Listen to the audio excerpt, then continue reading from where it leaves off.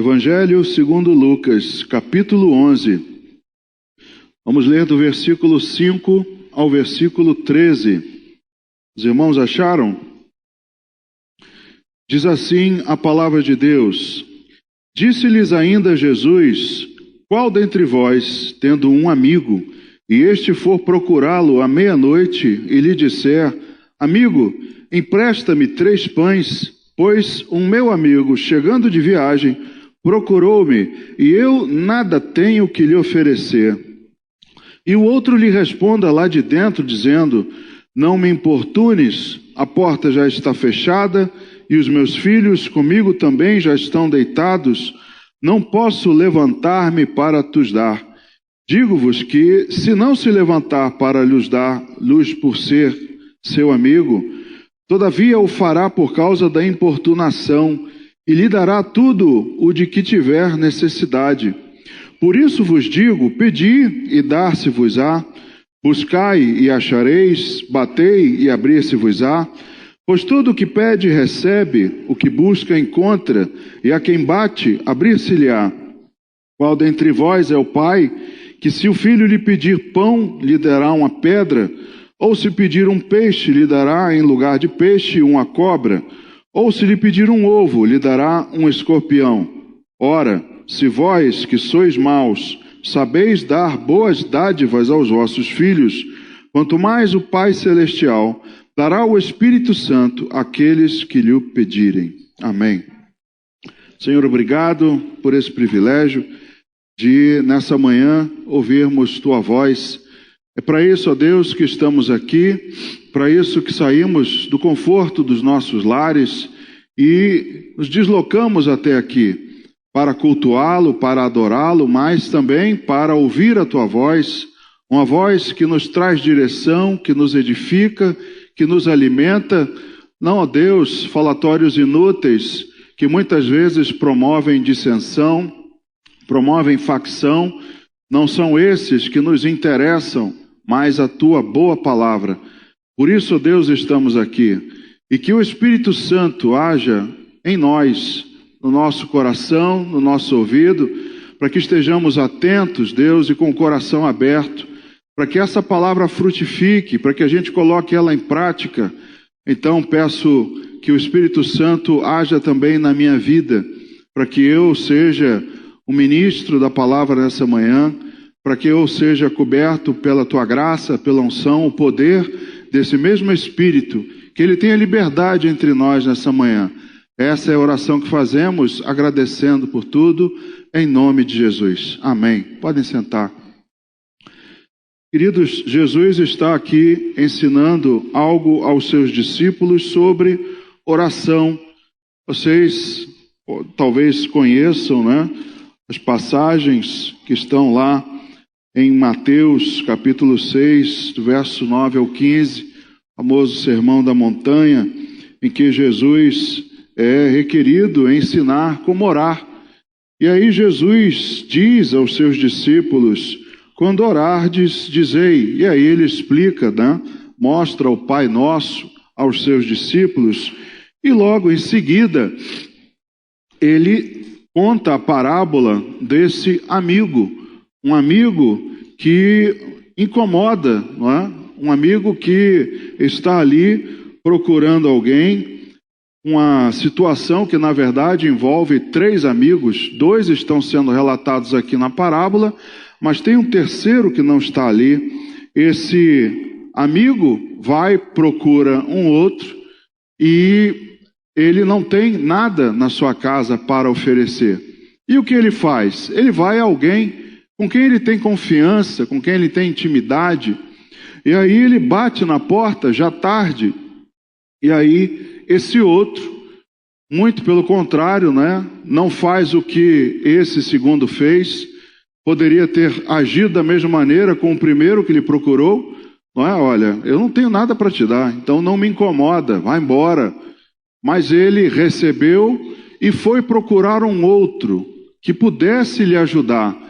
Porque algumas coisas a gente lendo, para nós não fazem muito sentido, mas na cultura judaica a hospitalidade era muito importante.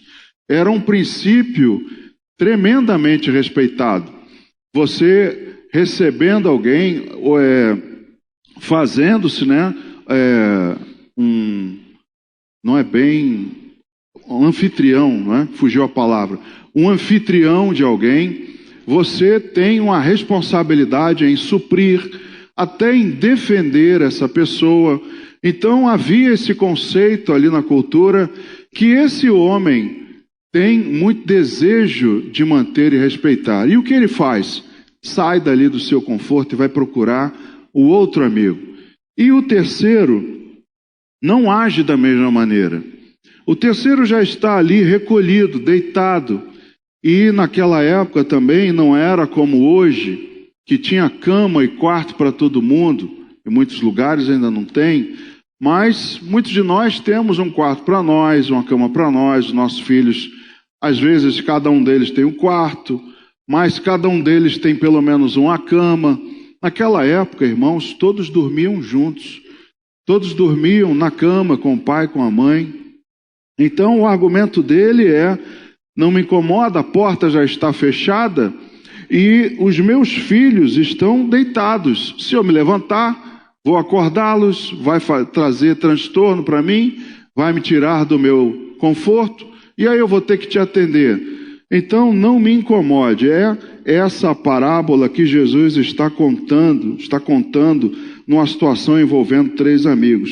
E aí a primeira pergunta que cada um de nós deve fazer: qual seria a sua atitude se você fosse o amigo que estava deitado? O que você faria? Pense bem, esse não está procurando uma pessoa qualquer, muito pelo contrário, ele talvez só tivesse esse. E ele está indo naquele em quem ele confia, quem tem intimidade, em quem acredita que pode lhe ajudar. E ele vai e o cara diz: olha, não me incomoda, não vou te ajudar, já estou aqui deitado na minha caminha, enrolado no meu cobertor, vai embora e não me perturba. Qual seria, irmãos, a nossa ação? Será que a gente teria essa disposição? Será que a gente faria de conta que não ouviu? Não é? Faz de conta que você não ouviu e nem responde, passa direto, faz como aquele que estava caído no meio do caminho, e aí passa o fariseu, passa o escriba, e eles passam ao largo, fingindo que não estão vendo, fazer de conta que não é comigo, fazer de conta que não estou vendo, e deixa que outro ajuda. Ou iríamos levantar, iríamos mostrar disposição, iríamos ajudar o amigo, oferecer a ele o que ele precisa. O que cada um de nós faria? Porque a Bíblia nos ensina o que fazer. Comportamentos que a gente aprende na Bíblia, que eram importantes para eles naquela cultura, mas são princípios de Deus para nós. Vai lá em Provérbios, capítulo 3, no versículo 27, diz assim: não te furtes a fazer o bem a quem de direito, estando na tua mão o poder de fazê-lo. Talvez aquele homem na cama tivesse um monte de pão, tivesse um monte de suprimento, de mantimento, pudesse oferecer para ele os 3, 5 pães e não lhe faria a menor falta. Mas ele, mesmo talvez tendo, não quis fazê-lo. Então a Bíblia diz: não te furtes a fazer o bem, estando na tua mão o poder de fazê-lo. Então é um dever de cada um de nós atender a um irmão, atender alguém que está passando por uma necessidade. Também lá no Evangelho, ainda nesse aí, Evangelho de Lucas, pouquinho antes, no capítulo 6, veja o que diz lá no versículo 9. Lucas, capítulo 6, versículo 9. Então disse Jesus a eles: que vos parece? É lícito no sábado fazer bem ou mal? Salvar a vida ou deixá-la perecer? Jesus está fazendo essa pergunta a eles porque nesse momento ele cura um homem com a mão ressequida num sábado. Se Jesus faz essa pergunta a eles, se é lícito no sábado fazer o bem, o que dirá nos outros dias da semana? Irmãos, no sábado, os judeus até consideravam um escândalo você fazer alguma coisa, qualquer coisa. Então, se Jesus está dizendo que até no sábado é lícito fazer o bem, é lícito salvar uma vida, o que dirá em qualquer outro dia da semana? O que dirá em qualquer outro horário? E aí talvez você pergunte, poxa pastor, mas não era salvar a vida, não é? Talvez o cara que estava ali dentro da casa tenha pensado ali, pô, está morrendo nem nada. Se estivesse morrendo, eu até ajudava. A gente não pensa assim de vez em quando? Não está morrendo? Não vou ajudar não. Não vou sair do meu conforto. Mais uma vez, para eles aquilo era extremamente importante. Hospitalidade era extremamente importante. Então, um está querendo cumprir com esse princípio, o outro não. O outro está ignorando, dando desculpa. E é com essa parábola que Jesus ensina aos discípulos a respeito da oração. Jesus está aqui colocando que nós devemos também orar com insistência, na mesma medida que o homem estava aqui. Porque Jesus diz no 8, digo-vos que se não se levantar para dar-lhes por ser seu amigo, todavia o fará por causa da importunação e lhe dará tudo o que lhe tiver necessidade. Então, Jesus está dizendo aqui, olha, pelo simples fato de ser amigo, ele já deveria ter atendido. Mas, ainda que não seja assim, ele deveria ir atendê-lo por causa da importunação, por causa da insistência, por causa da dedicação que o homem teve em sair da sua casa também meia-noite, por ter recebido alguém, ter uma necessidade de ter ir procurado alguém em quem ele depositava confiança.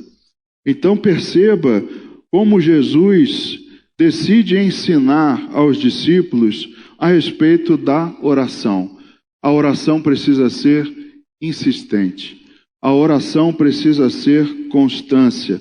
A persistência na oração alcança resultados que uma mera amizade normalmente não espera. Veja a situação do homem que estava ali batendo na porta. Ele considerava, talvez ele tivesse toda a certeza, que ele ia ali, naquele amigo, e ele ia receber auxílio. Você já passou por isso? Você procurar alguém que você confiava, que você julgava ser seu amigo, aquele que a gente diz é pau para toda obra, e aí na hora que você vai, o cara nega, o cara te decepciona, o cara não te atende. Então, a oração, ela não é assim. Ela não é um mero relacionamento de amizade.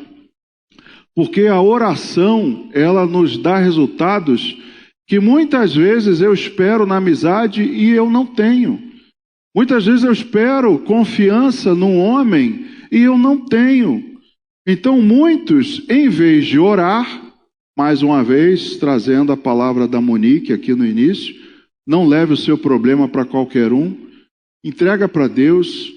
Muitas vezes a gente faz o contrário, em vez de entregar para Deus, a gente vai atrás de um amigo. E aí a gente procura a pessoa e a pessoa não atende, a pessoa nos ignora. Às vezes a pessoa está num momento ruim, está passando por uma dificuldade, até ríspida, rude, não nos atende, e aí a gente sai de lá triste, sai até numa situação pior do que chegou. A oração, irmãos, ela supera isso. A persistência na oração supera até a expectativa de resultados de amizade. Por isso Jesus está ensinando, nós devemos persistir na oração. Paulo, nas suas cartas, dizia que orava pelos irmãos frequentemente. E esse frequentemente, eu já disse várias vezes, que é semelhante a uma tosse, aquele momento que você está, né, como eu quase estou, meio que gripando, né, com secreção, e aí sente aquele chiado no peito, e aí você dá aquela tossida, fica bem, dali a algum momento você vai dar aquela tossida de novo, e vai assim várias vezes ao dia. Então não é algo que eu faço o dia inteiro, graças a Deus eu não vou tossir o dia inteiro, mas também não consigo ficar o dia inteiro sem dar algumas tossidas. O que Paulo diz das orações frequentes é assim, uma figura, né? Figurativamente é isso aí. Então nós devemos ser persistentes na oração, frequentes, constantes na oração, sempre me lembrando, sempre colocando diante de Deus, não no momento formal, não como a gente faz aqui, não é? Mas no seu secreto, no momento que você puder, no seu carro para o trabalho, no ônibus, na sua condução, deitado na sua cama, em qualquer momento. Lembre-se da oração e coloque persistentemente diante de Deus. E Jesus aqui está também se retratando, embora que não de uma maneira declarada, mas Jesus também, olhando o contexto da Bíblia, ele se mostra como um amigo, não é? Não é assim que a Bíblia nos ensina? Ele diz: não vos chamareis servos, mas chamarei amigos, se fizeres o que vos mando. Então, se estivermos em obediência, nós somos considerados amigos de Jesus. E Jesus é o amigo disponível a qualquer hora. Jesus também está colocando aqui, olhando, né, a gente olhando para a Bíblia como um todo e para todos os outros conceitos que ela nos ensina, Jesus é o amigo disponível que você pode procurar.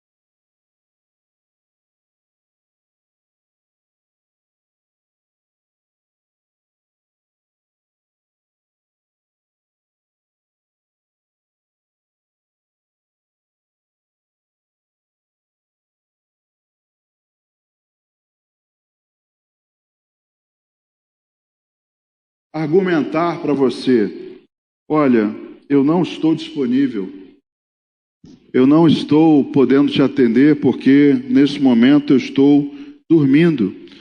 Isso nós não vamos encontrar na figura de Jesus. Então Jesus também se mostra como um amigo disponível a qualquer momento.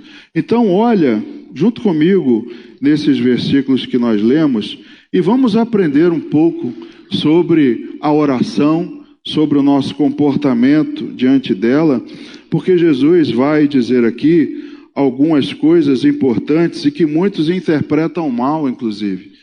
Porque no versículo 10 ele já diz assim: pois todo o que pede, recebe.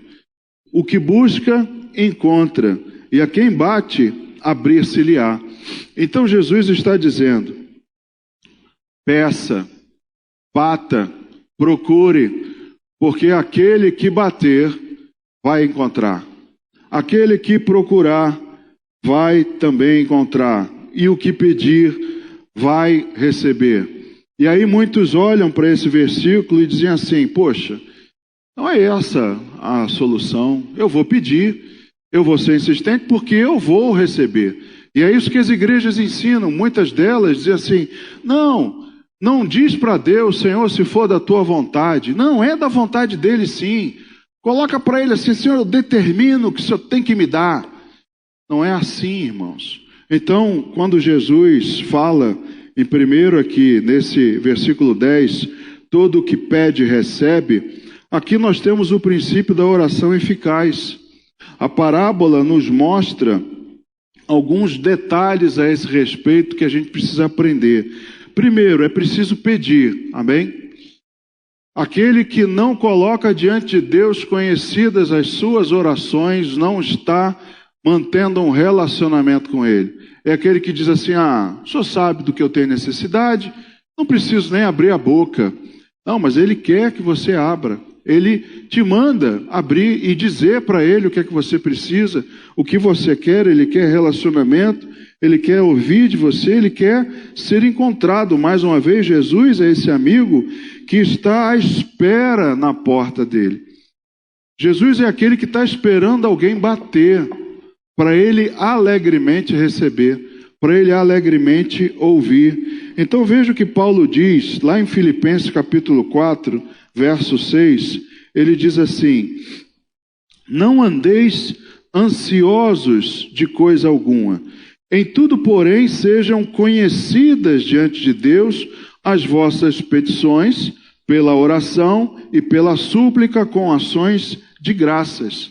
Então aqui está um versículo que nos mostra que a gente precisa dizer, a gente precisa pedir através da oração, sem andar com ansiedade, sem ficar ansioso por essas coisas que estamos pedindo. Então, não adianta dizer, Deus sabe o que eu quero, Deus sabe o que eu preciso. Claro que Ele sabe, mas Ele quer ouvir e que você não ande ansioso, porque se for com esse argumento, irmãos, Deus sabe das necessidades da igreja também, não sabe?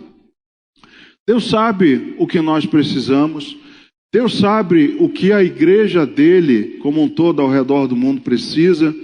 E aí, se fosse só por isso, nenhuma igreja teria necessidade de coisa alguma. Volta lá um pouquinho em Lucas capítulo 10, no versículo 2, e veja só o que diz Jesus. Ele fez a seguinte advertência: a seara é grande, mas os trabalhadores são poucos. O que diz Jesus depois? Rogai, pois, ao Senhor da seara que mande trabalhadores para a sua seara. Ué, mas você não diz aí na sua oração que, Senhor, o Senhor sabe da minha necessidade, então não vou pedir. Pois é, mas Jesus está dizendo aqui, Deus tem uma seara, é dele. Ele sabe que está no momento. Mas os trabalhadores são poucos. Só que Deus não faz assim, ó, vai, simplesmente. Jesus diz assim, peçam a Deus, porque os trabalhadores são poucos. E as pessoas podem dizer assim, poxa, mas se Deus sabe que são poucos, e Ele sabe de tudo, por que Ele não manda mais? Pois é, porque cabe a você e a mim rogar. Cabe a você e a mim pedir. Esse é o nosso papel. Rogar, clamar, pedir a Deus. Então, em primeiro lugar, é necessário pedir. O pedido é necessário, é o que está aqui, voltando lá em Lucas 11, nos versículos 5 e 6. Disse-lhes ainda Jesus, qual dentre vós, tendo um amigo, e este for procurá-lo à meia-noite, e lhe disser, amigo, empresta-me 3 pães, pois um meu amigo, chegando de viagem, procurou-me, e eu nada tenho que lhe oferecer. Então, eu preciso pedir.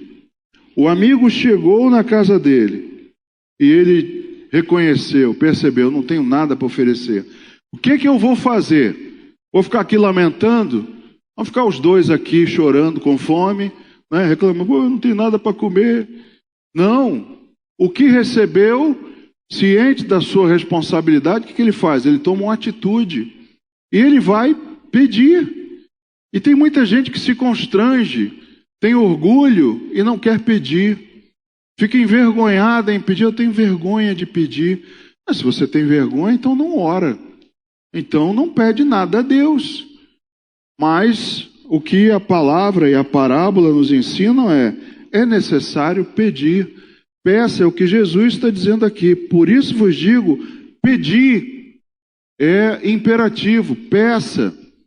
Abre a boca, peça e dar-se-vos-á. E aí é algo que também nós precisamos aprender, porque esse dar-se-vos-á não é um gênio da lâmpada, não é alguém que, eu vou pedir e ele vai ter que me dar. Pede e Deus vai te dar, é o que a palavra está dizendo.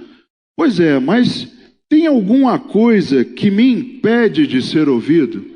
Tem alguma coisa que me impede ou que me afasta de quem eu estou pedindo? A minha súplica é justa, é coerente diante daquele que eu estou pedindo? Então vai lá na primeira carta do apóstolo João, primeira carta de João, no capítulo 3, os versículos 21 e 22. Olha só. Amados, se o coração não vos acusar, temos confiança diante de Deus. Aqui já é algo para a gente pensar. Olha, eu vou chegar diante de Deus e vou pedir, mas o meu coração está me acusando? Será que tem algo, alguma mancha que me impede de me aproximar de Deus? Então aqui está dizendo, se o coração não nos acusar, temos confiança diante de Deus, e aquilo que pedimos dele recebemos, porque guardamos os seus mandamentos e fazemos diante dele o que lhe é agradável. Então, a primeira premissa, a primeira condição para esse meu pedido é: tem algo que me impede, tem algo que me afasta, porque se eu não tenho confiança diante de Deus, se eu sei que diante de Deus eu não tenho guardado os seus mandamentos, não tenho feito o que lhe é agradável, se eu levo uma vida de pecado, se eu não estou apto, habilitado para me aproximar de Deus, é como você ter um amigo e você ter pisado na bola com ele. Traiu o amigo, por exemplo, e você caiu numa necessidade. Você teria a mesma confiança de ir lá bater na porta desse amigo? No caminho você vai pensar assim: caramba, eu pisei na bola com ele. Eu traí, agi mal, eu estou mal com o cara está irritado, revoltado comigo. Eu vou chegar lá e vou bater na porta, é capaz dele mandar bala de lá de dentro, me expulsar. Então o próprio coração já acusa. A gente já não sente mais aquela confiança, né? Aí a gente na hora já pensa assim: não, acho que eu vou procurar outro. Porque aquele ali eu queimei meu filme, já estou mais sujo que pau de galinheiro, então vou procurar outro. Aquele cartucho eu já queimei. Então, algo me afastou da pessoa que eu pretendo pedir. Então, é um princípio que precisamos aprender na Bíblia. Agora, vai lá no Evangelho segundo João e abre lá no capítulo 9 e vamos ler o versículo 31. João 9, verso 31. Diz assim: sabemos que Deus não atende a pecadores, mas, pelo contrário, se alguém teme a Deus e pratica a sua vontade, a este atende. Aqui é a passagem em que o cego de nascença é curado por Jesus, e aí os fariseus vão perguntar, vão interrogar, questionar, e começam, a argumentar com esse cego. E aí o cego ensina a eles a Bíblia que eles conheciam, e diz a eles: olha, nós sabemos que Deus não atende a pecadores. Então era algo que eles lá, naquele momento, sem ter ainda o Novo Testamento, eles já sabiam disso. Era uma doutrina bíblica. Se você olhar lá o texto em Isaías 59, 1 e 2, lá é dito assim, que Deus não é surdo para ouvir, nem as suas mãos recolhidas para alcançar, para salvar. Porém, as nossas iniquidades fazem separação de Deus, de maneira que Ele não nos ouve. Está lá em Isaías 59, 1 e 2, e eles sabiam disso. Eles sabiam de vários textos na Bíblia de que Deus não atende a pecadores. Vai lá no livro de Provérbios, no capítulo 15, versículo 29. Provérbios 15, versículo 29. Diz assim: o Senhor está longe dos perversos, mas atende à oração dos justos. Vários versículos na Bíblia, no Antigo Testamento, que eles tinham conhecimento, confirmavam que Ele não atende a pecadores. E aí as pessoas, às vezes, já até me perguntaram: mas eu não posso falar para alguém que não se rendeu a Cristo para orar, para Deus o atender em determinada coisa? Ele pode, mas Deus não vai ouvir. Por quê? Porque ele é ímpio. os seus pecados fazem separação. Ué, mas aí quando Deus vai ouvir? Deus vai ouvir a oração de arrependimento primeiro. Está lá no segundo livro de Crônicas também, capítulo 7, se não me engano, versículo 14. Diz assim: se o meu povo se humilhar, orar e me buscar, e se arrepender dos seus pecados, então eu ouvirei dos céus, curarei e sararei a sua terra. A primeira oração que Deus ouve do iníquo é a de arrependimento. É aquela oração: Senhor, eu sei que eu sou ímpio, eu sei que eu sou pecador, e eu sei que eu preciso de salvação. Senhor, me salva. Eu te recebo como meu Senhor e Salvador. Amém. A partir daí, Deus vai ouvir a sua oração. Deus vai ouvir a oração do ímpio que um cristão fizer, intercedendo por ele. Aí sim, eu posso orar por uma pessoa que não é cristã. Senhor, tem misericórdia, salva. De repente, Senhor, o Senhor tem um plano na vida dele. Salva, Senhor, age com graça. Essa de você, Deus vai ouvir. E não fique chateado comigo. Não se decepcione com o que eu estou te dizendo. A Bíblia tem vários versículos a respeito dessa doutrina. Deus não atende a pecadores. Ele atende a oração do arrependido. E a partir daí, esse arrependido se torna justo, como nós ouvimos aqui em Provérbios. Desculpa, me perdi aqui. Provérbios 15, 29, que a gente leu agora. Ele ouve a oração dos justos. Enquanto eu não me arrependo, eu faço parte dos perversos. Eu estou ainda debaixo da desobediência, da ira de Deus. Então ele não vai ouvir e não vai atender a minha oração. Então, é necessário pedir, mas eu preciso entender. Será que eu estou dentro de algum desses parâmetros? Vai lá também no livro de Miqueias. Miqueias, capítulo 3.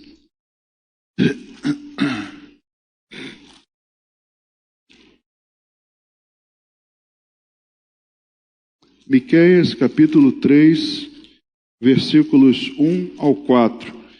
Diz assim: disse eu, ouvi agora, vós cabeças de Jacó e vós chefes da casa de Israel, não é a vós outros que pertence saber o juízo?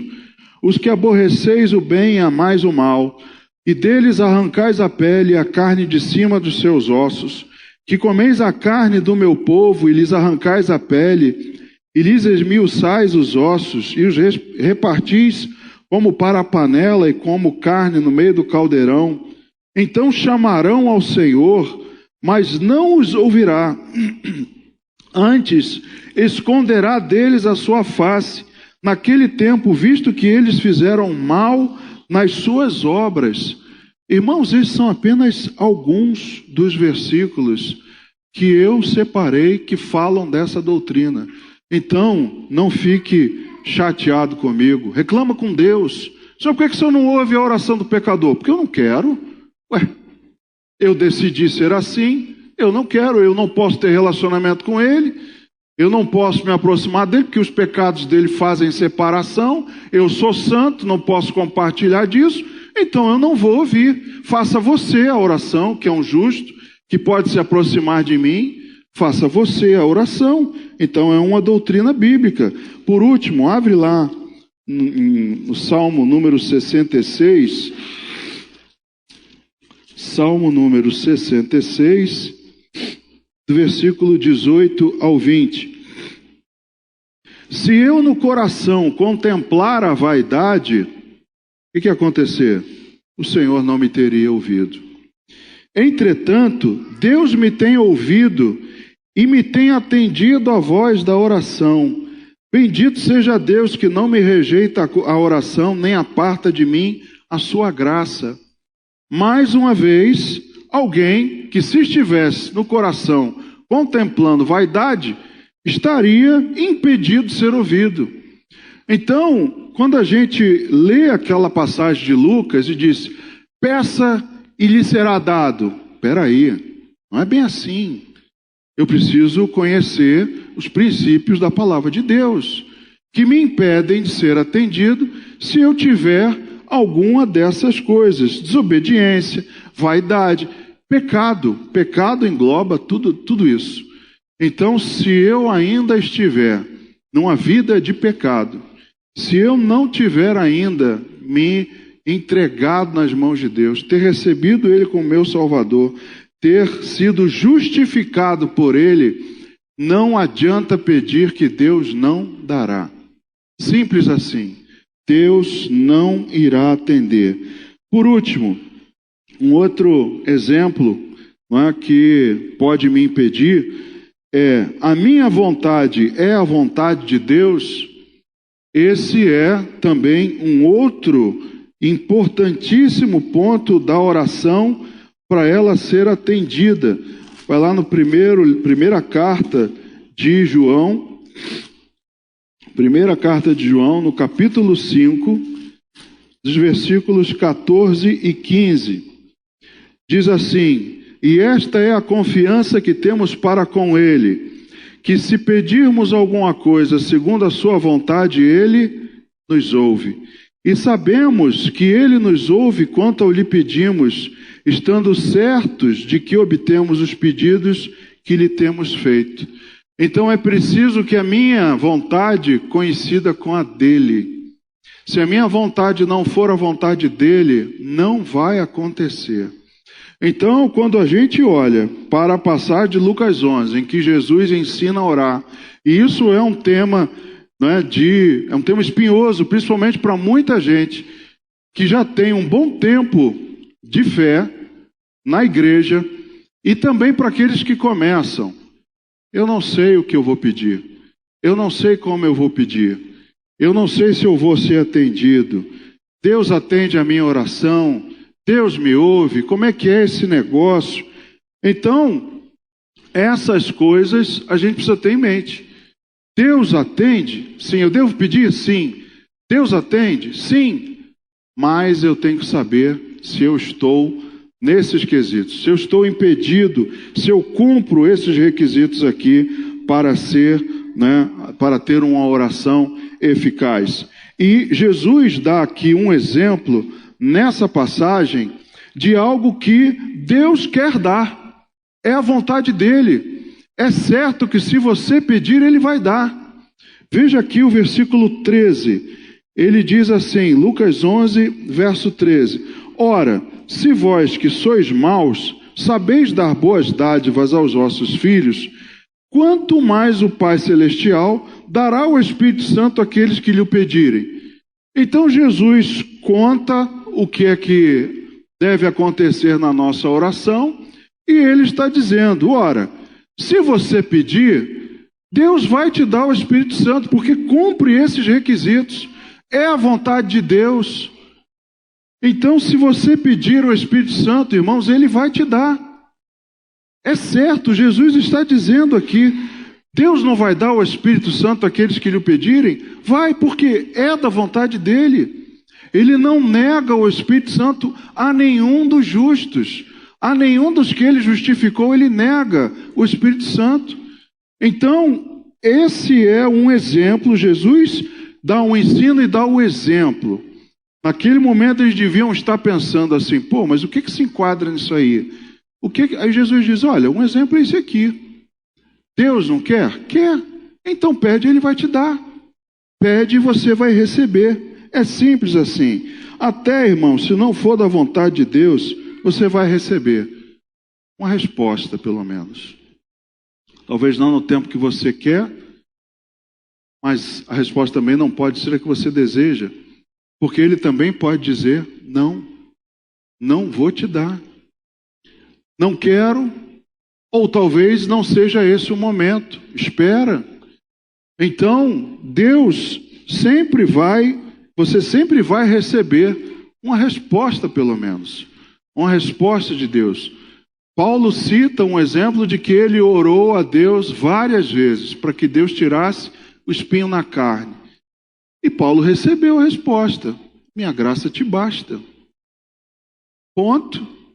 Está dizendo, não vou tirar. Já te dei a minha graça e para você é suficiente.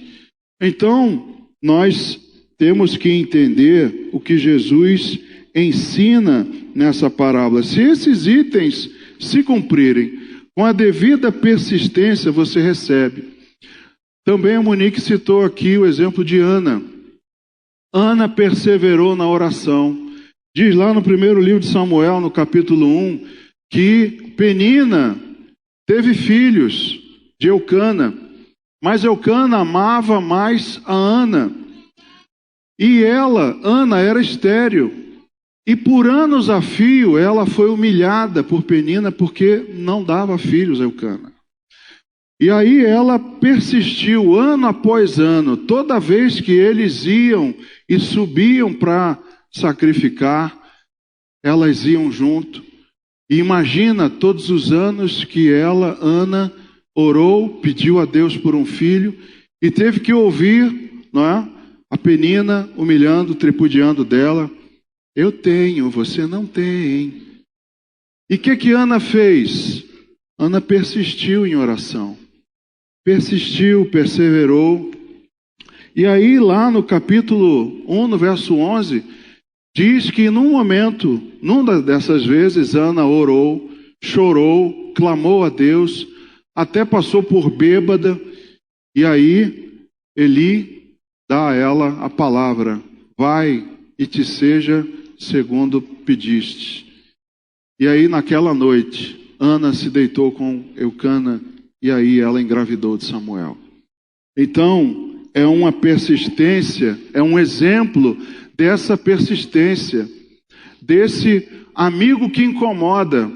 Aqui é a Ana, a que estava lá pedindo, batendo na porta: Senhor, me dá aí um filho. Senhor, eu estou precisando, estou sendo humilhada.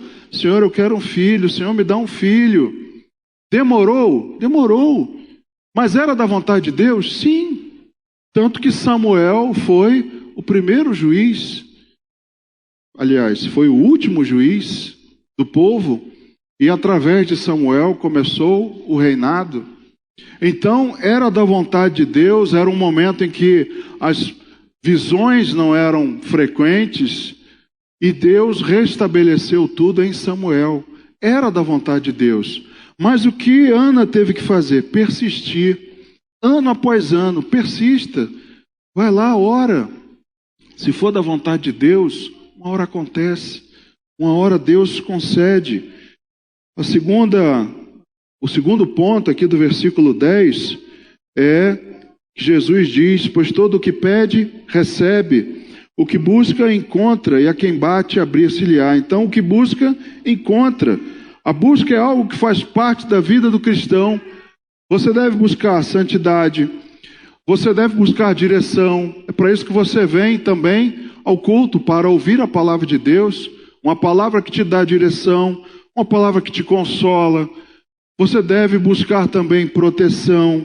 Você deve buscar a graça, a misericórdia, a unção. A nossa vida é uma vida de busca.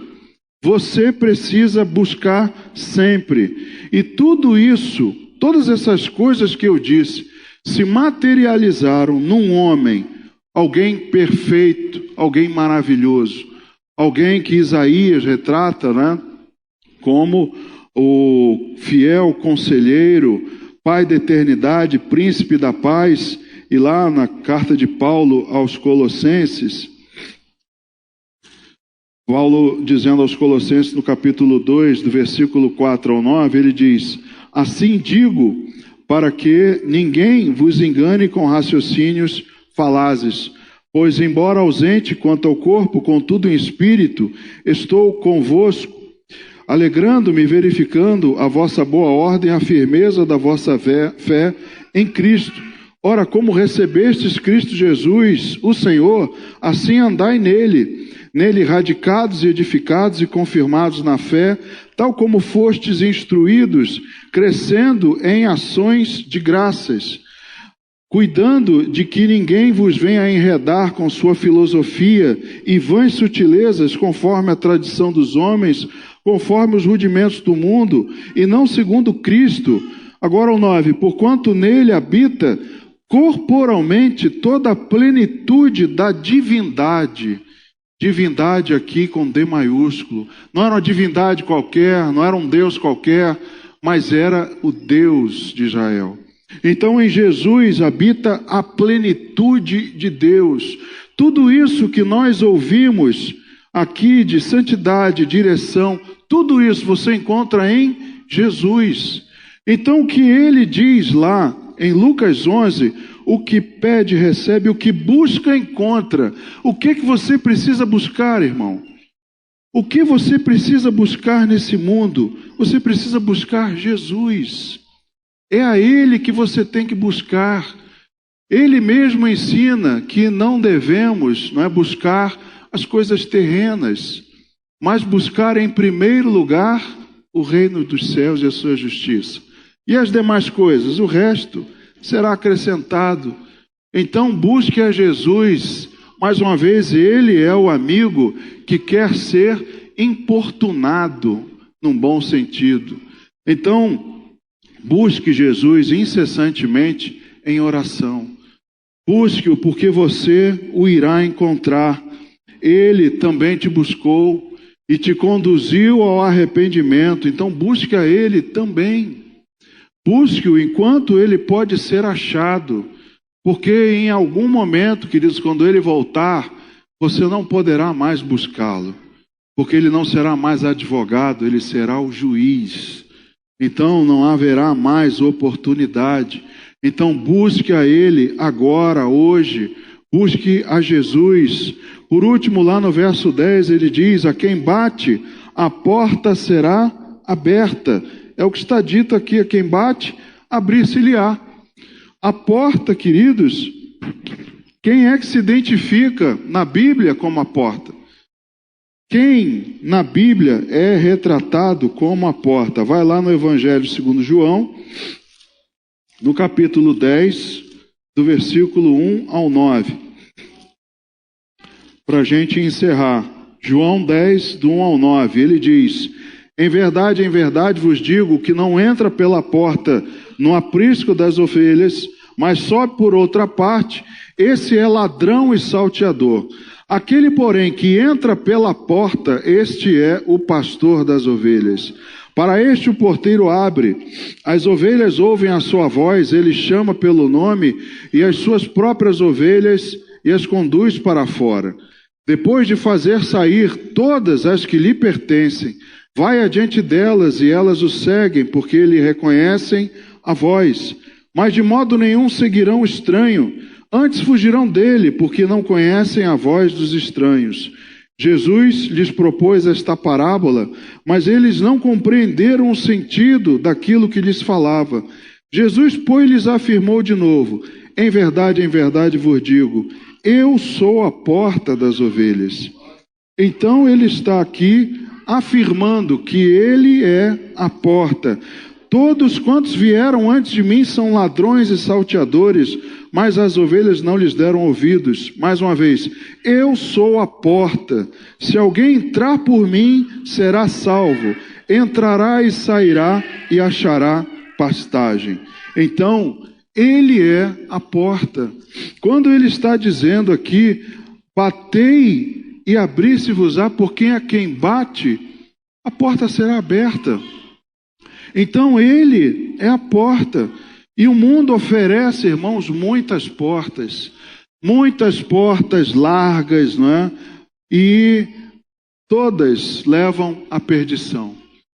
Muitas portas são oferecidas para cada um de nós, mas Jesus se diz porta. E ele também diz que a porta é estreita, mas insista nessa porta.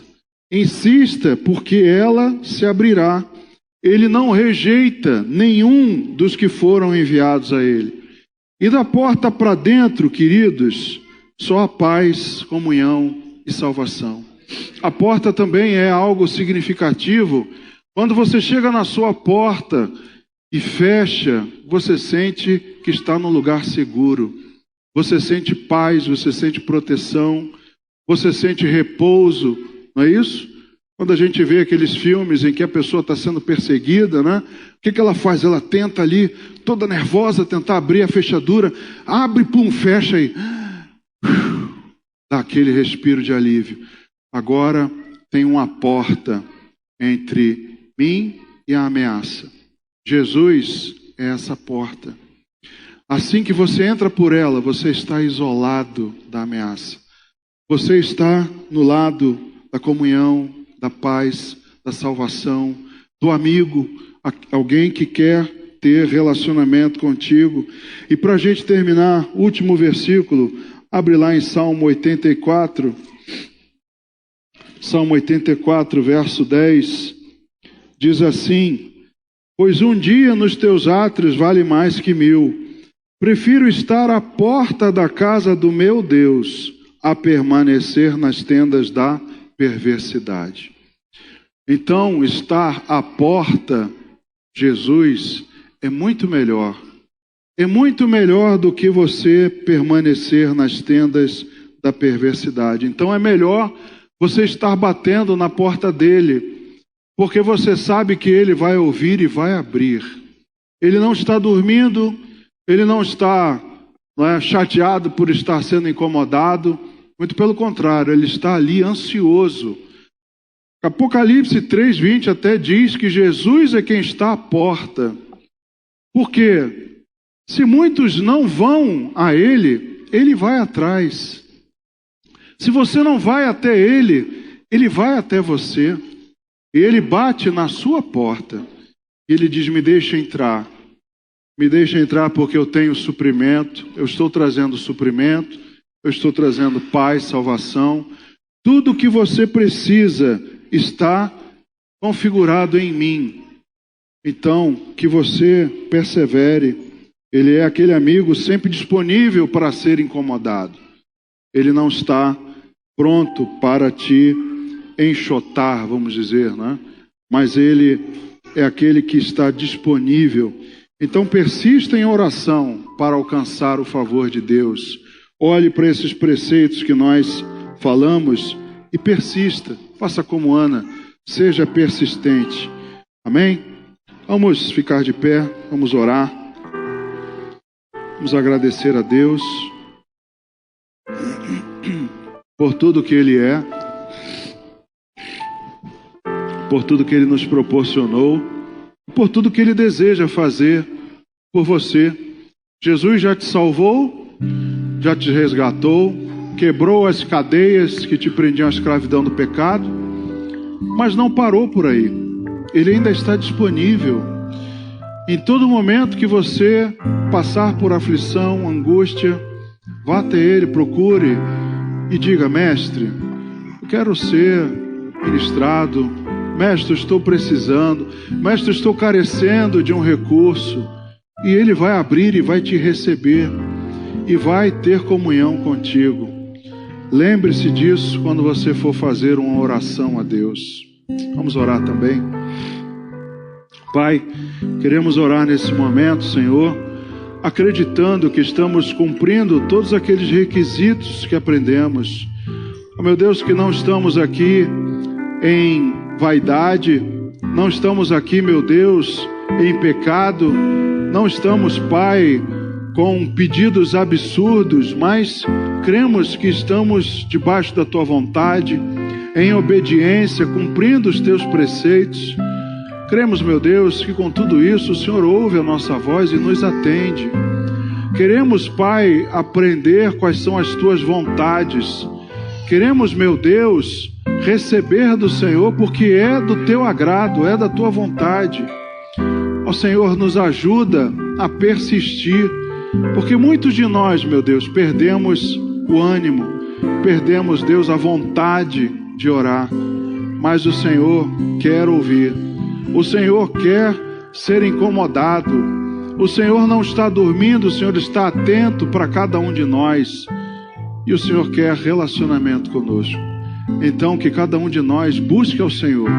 Busque essa porta perfeita, a porta que nos dá segurança. Busque, meu Deus, e que nós possamos receber do Senhor tudo que precisamos. Em primeiro lugar, o reino de Deus e a sua justiça. E o resto o Senhor tem. O Senhor tem muito mais que 3 pães, o Senhor multiplicou pães e peixes.